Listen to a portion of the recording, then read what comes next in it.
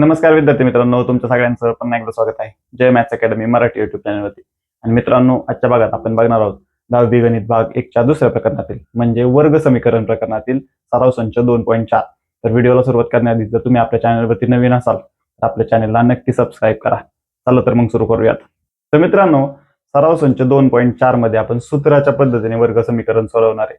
आतापर्यंत आपण काय काय बघितलं? आपण पूर्ण वर्ग पद्धत बघितली, त्याच्या आधी आपण अवयव पद्धत बघितली, आणि आता या सराव संचात आपण काय बघणार आहे तर सूत्राची पद्धत. तर काय सूत्र असतं वर्ग समीकरण सोडवण्याचं? बघा, वर्ग समीकरण सोडवण्याचं सूत्र आपल्याला पुस्तकात दिलंय की जर समीकरण आपलं असं असेल ax वर्ग अधिक bx अधिक c बरोबर 0, हे सामान्य रूपे वर्ग समीकरणाचं आहे, तुम्हाला माहिती आहे. या वर्ग समीकरणाला सोडवण्याचं सूत्र काय असतं? x बरोबर, x म्हणजे काय, इथलं चल जे घेतले, x बरोबर वजा b अधिक वजा वर्गमुळात b वर्ग वजा 4ac आपण 2 आहे. बरोबर. बघा, ह्या जे ए बी सी सगळं जे वापरले त्याच्या किमती इथूनच घेणार आपण. इथं ए, इथं बी, इथं सी आहे. जिथं जिथं त्या किमती असतील तिथं तिथं समीकरणातल्या एबीसीच्या किमती घेऊन टाकायच्या आणि सोडवायचं. बरोबर. इथं जे चल वापरले आपण, इथं एक्स चल वापरले ते इथं वापरायचं. एक्स बरोबर वजा बी म्हणजे इथली बी ची किंमत घ्यायची अधिक वजा वर्गमुळात बी वर्ग वजा 4ac, इथलं सगळ्या आपल्या किमती घ्यायच्या आणि सोडवायचं. तर हे असतं मित्रांनो वर्ग समीकरण सोडवण्याचं सूत्र. त्याच्यावरच आधारित आपण सराव संच 2.4 सोडवणार आहे. तर मित्रांनो बघा, सराव संच 2.4 मधलं पहिलं गणित काय आहे तर बघा, खालील वर्ग समीकरणांची सामान्य रूपाशी तुलना करून एबीसीच्या किमती काढायच्या. बरोबर. सामान्य रूपाशी तुलना करून एबीसीच्या किमती काढायच्या. सामान्य रूप काय असतं? एक्स वर्ग अधिक बी एक्स अधिक सी बरोबर 0, हे सामान्य रूप असतं, आपल्याला माहिती आहे. त्याची तुलना करून आपल्याला काय करायचंय? एबीसीच्या किमती काढायच्या. बघा, इथं आपण काय करू? वरील समीकरणाची सामान्य रूप काय असतं? ए एक्स वर्ग अधिक बी एक्स अधिक सी बरोबर 0 शी तुलना करून काय येईल? ह्याच्याशी तुलना करून काय येईल? ए बरोबर काय येतं? एक्स वर्ग सोबत जे असतं तो ए असतो. एक्स वर्ग सोबत काहीच नाही म्हणजे काय? ए काय झाला? 1. बी काय झाला? इथं काय आहे? बी असतो ना. बी काय आहे? वजा 7. चिन्ह सकट घ्यायचं. तर वजा 7 आहे, बी ची किंमत आपण वजा 7 घेतली. आणि सी काय झाला आपला? तर 5. सी म्हणजे असतं स्थिरपट, झालं 5. ह्या झाल्या एबीसीच्या किमती. आपण काय केलं? सामान्य रूपाची म्हणजे ए एक्स वर्ग अधिक बी एक्स अधिक सी बरोबर 0 शी तुलना केली. बरोबर. त्यानंतर हे पहिलं गणित होतं. त्यानंतर दुसरं गणित बघा, सांगितलं 2m वर्ग बरोबर 5m वजा 5 असं दिलंय आपल्याला. बरोबर. त्याला आधी आपण सामान्य रूपात लिहूयात. म्हणजे काय? तर 2m वर्ग या सगळं हे इकडे आणूयात. 5m इकडे आल्यावर काय होईल? वजा 5m आणि वजा 5 इकडे आल्यावर काय होईल? अधिक 5 बरोबर 0. बरोबर ना. आता हे सामान्य रूपात आलं. आता आपण खाली काय म्हणू? वरील समीकरणाची. आता बघा, काय ठिकाणी काय केलंय की हे जे तुलना कशाची केलंय? ए एक्स वर्ग अधिक बी एक्स अधिक सी बरोबर 0 म्हणजे एक्स चल घेऊन गेले. पण इथं आपल्याला गणितात देताना यम चल दिलंय. बरोबर. मग बघा, तुम्हाला जसं तुमच्या शाळेत शिकवतात की जर तुमच्या शाळेत शिकवलं असेल की समजा ए एक्स वर्ग अधिक बी एक्स अधिक सी बरोबर 0 शी तुलना करा, असं शिकवलं असेल तर तसं करा. किंवा जर असं शिकवलं असेल की वरील समीकरणाची एम वर्ग अधिक बी एम अधिक सी बरोबर 0 शी तुलना करून. तर यम का घेतला आपण इथं? कारण समीकरणात आपल्याला यम चल दिले. बरोबर ना. पण सर्वसामान्य आपण काय घेतो? ए एक्स वर्ग अधिक बी एक्स अधिक सी बरोबर 0 घेतो. म्हणजे इथं जर ह्याची तुलना ए एक्स वर्ग अधिक बी एक्स अधिक सी बरोबर 0 शी तुलना केली तरी चालेल. बरोबर. काय ठिकाणी तसं आहे, काय ठिकाणी काय करतात की जे समीकरणात चल दिले ते घेतात. बरोबर. एवढा विचार नाही करायचा. तुम्हाला हे समजलं तर हे लक्षात ठेवा. किंवा डायरेक्ट तुलना कशाची करा? ए एक्स वर्ग अधिक बी एक्स अधिक सी बरोबर 0 शी करा. बरोबर. मग तुलना जर केली तर ए एम वर्ग, ए काय येतं? 2, बी काय येतं? वजा 5, आणि सी काय येतं? तर 5. बरोबर. ए 2 बी वजा 5 चिन्ह सकट घ्यायचा. सी 5 चिन्ह अधिक असल्यावर घेतलं नाही घेतलं तरी चालतं. त्यानंतर इथं तिसरं बघा, ह्याला आधी आपण वर्ग समीकरणाच्या स्वरूपात लिहूयात. म्हणजे काय? तर वाय वर्ग हे 7y इकडे आणू वजा 7y स्थिरपद आहे का आपल्याला? नाही. ज्यावेळेस स्थिरपद नसतं त्यावेळेस आपण काय घ्यायचं? त्याला शून्य घ्यायचं. बरोबर, शून्य. बरोबर, स्थिरपद ज्यावेळेस दिलेलं नसेल त्यावेळेस ते शून्य घ्यायचं. बरोबर, इथं पण जर दिलेलं नसेल ते वाय सोबतचं पद तरी आपण शून्य वाय घेऊ शकतो. फक्त इथं वाय वर्गचं पद शून्य वाय वर्ग नाही घ्यायचं. बरोबर, कारण शून्य वाय वर्ग जर घेतलं तर शून्याने वाय वर्ग गुणल्यावर शून्य येणार आहे. मग हे वर्ग समीकरण राहील का? नाही. वर्ग समीकरण असण्यासाठी काय लागतं? एक चल लागतं आणि चलाचा मोठ्यात मोठा घातांक 2 लागतो. आणि इथं जर शून्य झालं तर घातांक 2 राहील का? नाही राहणार. तर हे वर्ग समीकरण लिहिलं. आता ह्याची तुलना काय करू आपण? वरील समीकरणाची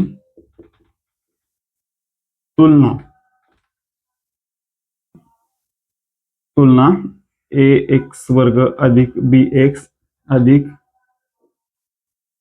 सी बरोबर शून्यशी करून. बरोबर, आता इथं बघा, इथं वाय चल होतं पण मी इथं एक्स वर्ग आपलं सामान्य रूप असतं ते घेतलं. तुम्हाला जर कन्फ्युजन होत असेल की वाय कधी घ्यायचं, झेड कधी घ्यायचं, काय कधी घ्यायचं, त्यापेक्षा आपलं डायरेक्ट एक्स वर्ग अधिक बी एक्स अधिक सी बरोबर शून्यशी तुलना करा सामान्य रूपाशी. करून काय होईल? ए बरोबर काय येईल? वाय वर्ग सोबत काहीच नाही म्हणजे 1, बी बरोबर काय आहे? -7 आणि सी बरोबर काय आहे? 0. बरोबर, एवढं सोपं आहे मित्रांनो. फक्त इथं कन्फ्युज नाही व्हायचं. तुमच्या शाळेत जे शिकवलंय तुम्हाला ते यूज करा. तुम्ही जर चल घेऊन इथं सामान्य रूप लिहित असाल तर चालेल, किंवा सर्वसामान्य आपले एक्स घेतला तरी चालेल. तर मित्रांनो, हा आता पहिला प्रश्न ज्याच्यात आपल्याला एबीसीच्या किमती काढायच्या होत्या ते आपण काढलं. तुम्हाला हे समजलं असं तुम्ही हे व्हिडिओ पॉज करा आणि नोट डाऊन करून घ्या.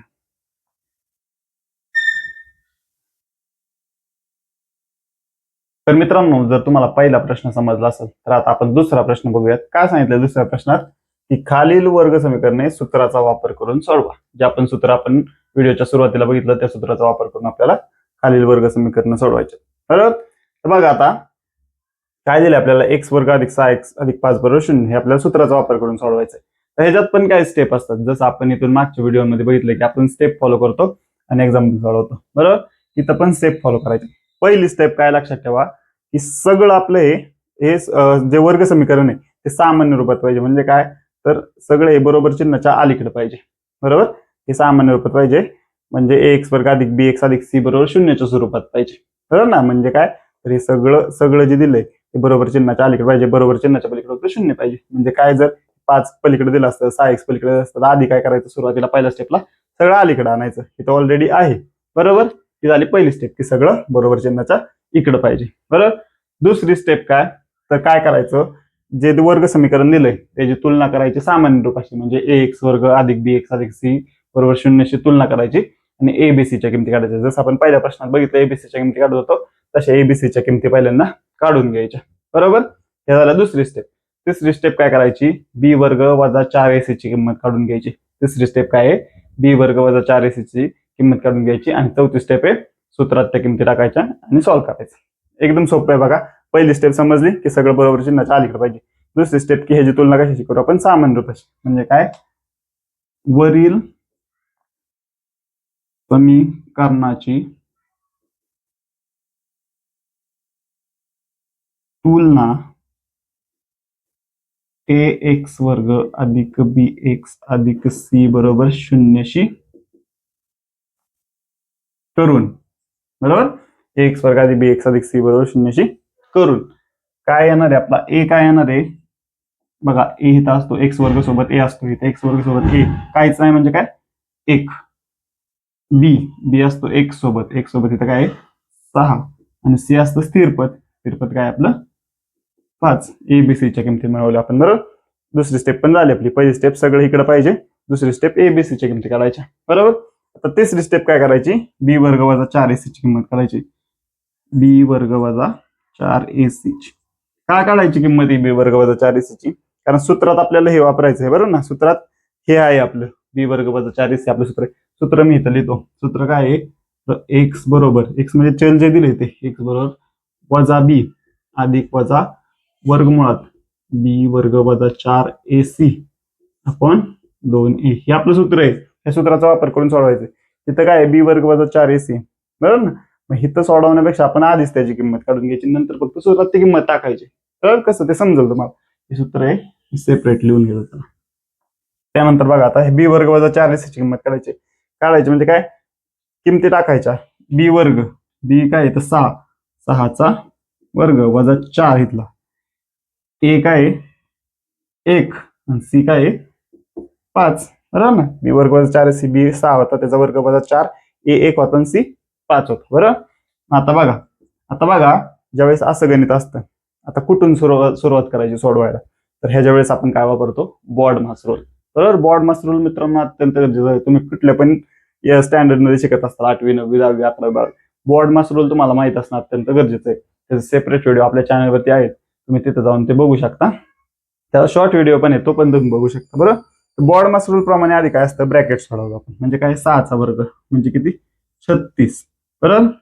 त्यानंतर आता बघा इथं बघा गुणाकार आहे 4 गुणिले 1 आणि 4 गुणिले 1 किती 4 आणि 4 गुणिले 5 किती, म्हणजे आता 1 1 सोडू आपण. इथं वजा घेतो मी 4 गुणिले 1 किती 4, हे 5 असंच घेतो 36 वजा 4 पंचे किती 20. कसं समजलं, 4 गुणिले 1 किती आलं 4, हे 5 असं तसंच घेतलं 4 पंचे 20. डायरेक्ट समजत असेल 4 1 4 4 पंचे 20 तरी डायरेक्ट लिहिलं तरी चालत, पण तुम्हाला समजण्यासाठी आपण एक स्टेप अजून वाढवली. बरोबर. 36 वजा 20 किती होत्यात मित्रांनो, तर 16. म्हणजे बी वर्ग वजा 4 AC ची किंमत किती भेटली आपल्याला, 16 भेटली. बरोबर. हे आपण का काढून घेतली, तिथं आपण डायरेक्ट टाकू शकतो म्हणून. बरोबर. हे भेटलं आपल्याला. तिसरी स्टेप झाली.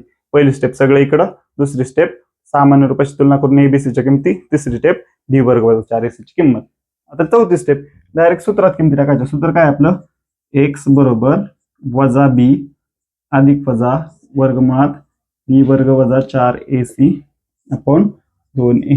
बरोबर. सूत्र व्यवस्थित लक्षात ठेवायचं. वजा बी बहुतेक वेळेस गडबडीत हा वजा बी राहून जातो, आणि इथं अधिक वजा आहे, अधिक वजा वर्गमुळात बी वर्ग वजा 4 AC अपॉन 2a. इथला ए पण लक्षात ठेवा. ओके. त्यानंतर आता आपण किमती टाकूयात. एक्स बरोबर वजा बी, हा वजा इथला, बी ची किंमत किती आहे 6 अधिक वजा वर्गमुळात बी वर्ग वजा 4 AC ची किंमत, हे वर्गमूळ घेतलं आपण, बी वर्ग वजा 4 AC ची किंमत आपल्याला माहिती किती येते 16 आपण 2, आणि ए किती आपला 1 ना. एबीसी ची किंमत आपण यासाठीच काढून घेतो की इथं डायरेक्ट आपल्याला टाकता येते. बरं.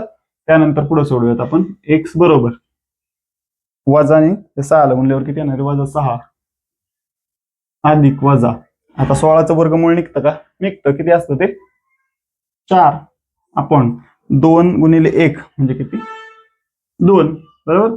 त्यानंतर आता काय करायचं, सिंपली एकदा इथला अधिक घ्यायचं, एकदा वजा घ्यायचं. म्हणजे काय, तर बघा एक्स बरोबर वजा 6 अधिक घेतलं 4 अपॉन 2, किंवा एक्स बरोबर वजा 6 वजा 4 अपॉन 2. एक्स बरोबर किती वजा 6 आणि अधिक 4 म्हणजे किती वजा 2, कारण एक संख्या ऋण एक संख्या धन आहे, त्यावेळेस वजा बाकी होते, नंतर मोठ्या संख्येत चिन्ह येतं. वजा 2 अपॉन 2, किंवा एक्स बरोबर वजा 6 वजा 4 किती वजा 10, आणि 2 हे सारखे चिन्ह आहे त्यावेळेस बेरीज होती अपॉन 2. एक्स बरोबर बेके बे म्हणजे वजा 1, किंवा एक्स बरोबर बे पंचे 10 वजा 5. एक्सच्या किमती भेटल्या आपल्याला. बरोबर मित्रांनो, हे तर पहिलं गणित एकदम सोपं आहे. स्टेप फॉलो करायच्या. पहिलं हे सगळं इकडं, त्यानंतर एबीसीच्या किमती, बी वर्ग वजा 4 AC ची किंमत, आणि सूत्रात किमती टाकायचं आणि कॅल्क्युलेशन करायचं. एकदम इझी. तर मित्रांनो होतं पहिलं गणित. तुम्हाला जर हे समजलं असेल तर तुम्ही व्हिडिओ पॉज करा आणि हे नोट डाऊन करून घ्या. कुठल्या स्टेपला काय समजलं नसेल तर कमेंटमध्ये विचारा.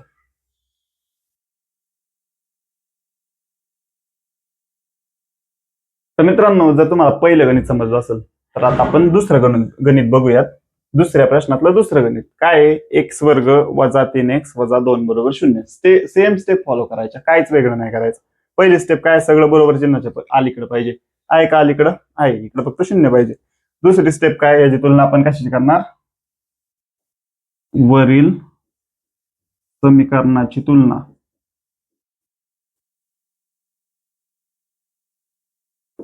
ए एक्स वर्ग अधिक बी एक्स अधिक सी बरोबर 0शी करून काय करायचं आपल्याला, ए ची किंमत काढायची, बी ची किंमत आणि सी ची किंमत. ए ची किंमत काय आहे, ए असतो एक्स वर्ग सोबत, ए ची किंमत 1, बी ची किंमत वजा 3 आणि सी ची किंमत कशी आहे वजा 2. चिन्हांसकट किमती घ्यायची. बरोबर.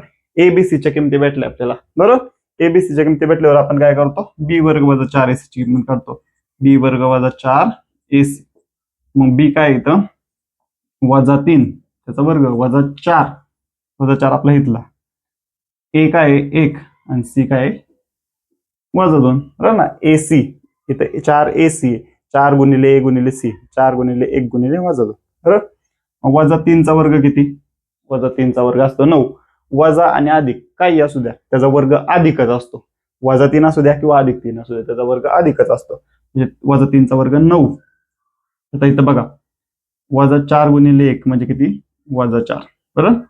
आणि -2 9 -4 दुने किती, वजाचा गुणाकार काय होतो अधिक होतो. 4 दुने किती 8, 9 आणि 8 किती 17. तर हे चिन्हांचं तुम्हाला खेळ समजलं पाहिजे. चिन्हांचा खेळ समजला तर तुम्हाला गणित समजलं. चिन्ह चुकले सगळं कॅल्क्युलेशन चुकणार आहे, बरोबर. आणि इथं जर वजा चिन्ह घेतलं असतं 9 8 गेले किती 1 राहिलं, पण इथं अधिक चिन्ह असल्यामुळे 17 झालं. त्यामुळं चिन्ह समजले पाहिजे. वजा आहे त्याचा गुणाकार आहे, कंस असतो म्हणजे गुणाकार असतो. वजा गुणाकार काय होतो अधिक. 9 अधिक 8 बरोबर किती 17, बरोबर. तिसरी स्टेप पण झाली आपली. आता आपण काय करणार, डायरेक्ट सूत्र वापरणार. सूत्र काय आहे, एक्स बरोबर वजा बी अधिक वजा वर्गमुळात बी वर्ग वजा 4ac अपॉन 2a, वजा बी अधिक वजा वर्गमुळात बी वर्ग वजा 4ac अपॉन 2a. आता किमती टाकूयात. एक्स बरोबर वजा बी, हा वजा इथला सूत्रातला, बी ची किंमत किती आहे -3, बरोबर ना. वजा आणि -3 काय आहे, बी ची किंमत आहे, बरोबर. -3 बी ची किंमत अधिक वजा वर्गमुळात बी वर्ग वजा 4ac ची किंमत इथे किती काढली आपण, लिहितो मी किती काढली ती 17 भागिले 2 गुणिले ए ची किंमत किती आहे 1, बरोबर. एक्स बरोबर वजा इथले बी ची किंमत -3 इथं होती -3 अधिक वजा वर्गमुळात 17 बी वर्ग वजा 4ac ची किंमत येते आणि 2 गुणिले ए किती 1, बरोबर. त्यानंतर आता घेऊया इथं आपण इथं वजा आणि कंस आहे. वजाचा गुणाकार, कंस असतो त्यावेळी गुणाकार असतो. वजाचा गुणाकार होतो अधिक. इथं किती येणार आहे फक्त 3 अधिक वजा वर्गमुळात 17, कारण 17चं वर्गमूळ निघतं का, नाही निघत, बरोबर. आपण 2 गुणिले किती 1 म्हणजे किती 2. मग एक्स बरोबर आता एकदा अधिक घ्यायचं एकदा वजा घ्यायचं. 3 अधिक वर्गमुळात 17 भागिले 2 किंवा एक्स बरोबर 3 वजा वर्गमुळात 17 भागिले 2. ह्याच्या पुढे काय कॅल्क्युलेशन होणार आहे का नाही, कारण हे वर्गमुळात हे बाहेर आहे, ह्याला आपण कॅल्क्युलेट नाही करू शकत, बरोबर. त्यामुळे मित्रांनो एवढंच आन्सर येणार होतं. हे होतं मित्रांनो दुसरं गणित. एकदम इझी आहे. स्टेप समजल्या, स्टेप फॉलो केल्या तर तुम्हाला एकदम इझिली आन्सर भेटून जाईल. मित्रांनो हे समजलं असेल तर तुम्ही नोट डाऊन करून घ्या.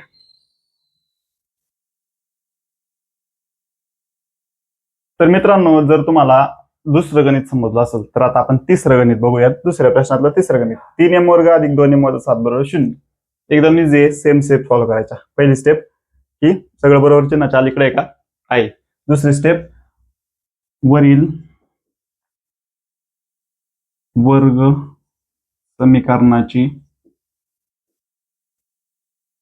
तुलना ax वर्ग अधिक bx अधिक c बरोबर 0 करून. बघा इथं m दिलंय. am वर्ग अधिक bm अधिक c बरोबर 0 गेलं तरी चालेल, किंवा हे आपलं सर्वसामान्य घेतलं तरी चालेल. बुक मध्ये असं केलंय. जरी वर काय पण चल दिलं असेल तर ह्याची तुलना केली, बरोबर. आपल्याला फक्त काय करायचं, एबीसी ची किमती काढायच्या. ए बरोबर किती येणार आहे 3, बी बरोबर किती 2, सी बरोबर किती येणार आहे -7, बरोबर ना. चिन्ह सकट घ्यायचे. फक्त आपल्याला महत्वाचं काय, एबीसीच्या किमती महत्वाच्या, बरोबर.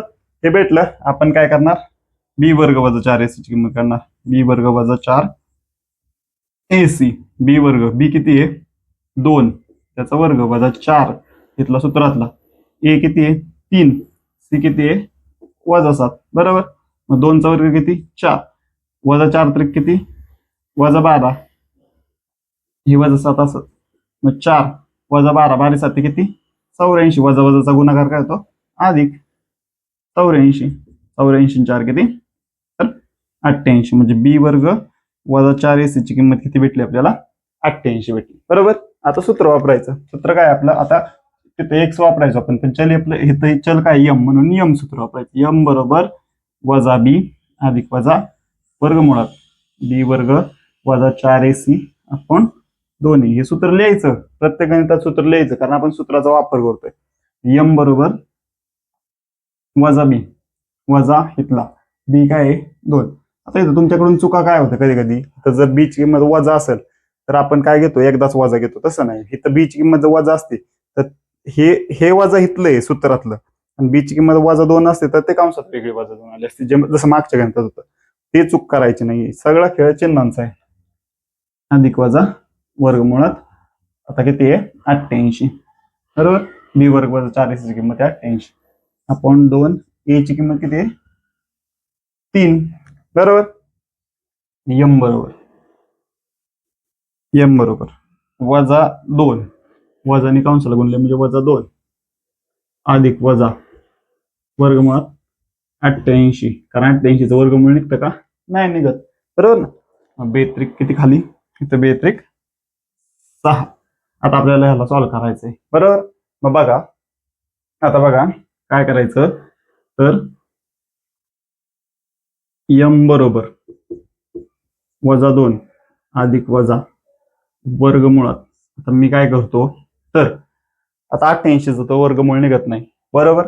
88चं ज्यावेळेस वर्गमूळ निघत नाही त्यावेळेस काय करायचं, म्हणजे इथल्या संख्येचं जर वर्गमूळ निघत नसतं तर त्या संख्येची अशी फोड करता येते का बघायचं आपल्याला, की फोड करताना काय करायचं, की एका संख्येचं वर्गमूळ निघालं पाहिजे. फोड करणार म्हणजे ह्याची दोन संख्यांमध्ये फोड करणार आपण बरोबर ना. जसं 22 चौक 88, 44 जुने 88 अशी फोड करणार आपण ह्याची.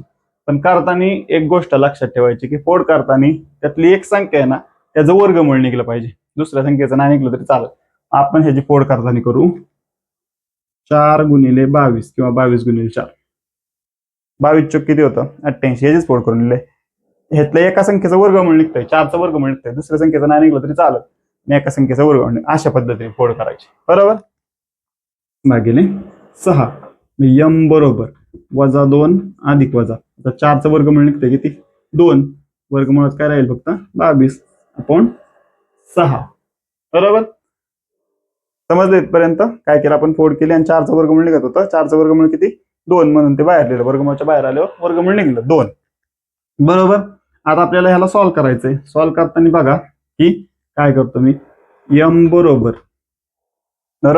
यम बरोबर आता हे एक टर्म आहे आपल्याकडं आणि ही एक टर्म आहे, ह्यातलं कॉमन काढूयात आपण. कॉमन काढूयात म्हणजे आपल्याला सॉल्व्ह करायचंय. कॉमन काढूयात, काय दिसतं इथं पण 2, इथं पण 2 आहे. 2 कॉमन काढला, 2 कॉमन काढलं तिथं पहिल्यांदा ह्याच्यात काय राहील वजा 1, कारण बे की बे बरोबर ना. 2 कॉमन काढल्या वजा 1 राहील, इथं अधिक वजा वर्गमुळात 22 राहील फक्त, कारण हा 2 आपण ऑलरेडी बाहेर काढलाय. इथला 2 काढला, इथं काय राहिलं वजा 1, मग 2 गुणिले वजा 1 वजा 2, 2 गुणिले वर्गमुळात 22. हेच फक्त यातलं कॉमन काढलं आपण.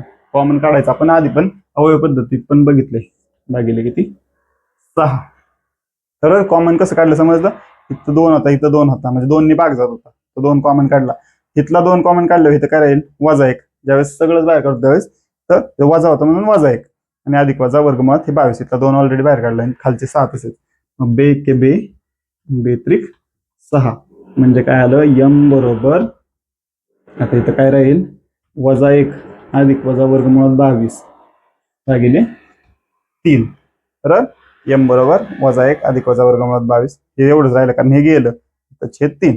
यम बरोबर आता एकदा वजा घ्यायचं एकदा अधिक घ्यायचं, वजा 1 अधिक वर्गमुळात 22 छेद 3, किंवा यम बरोबर वजा 1 वजा वर्गमुळात 22 छेद 3.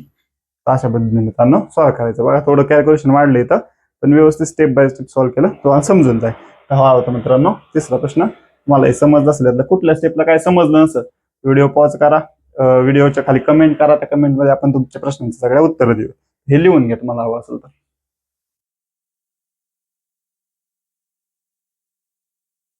तर मित्रांनो या भागात आपण या सराव संचामधली म्हणजे सराव संच 2.4 मधली एवढीच गणित बघणार आहेत. पहिला प्रश्न आणि दुसऱ्या प्रश्नातले 3 गणित.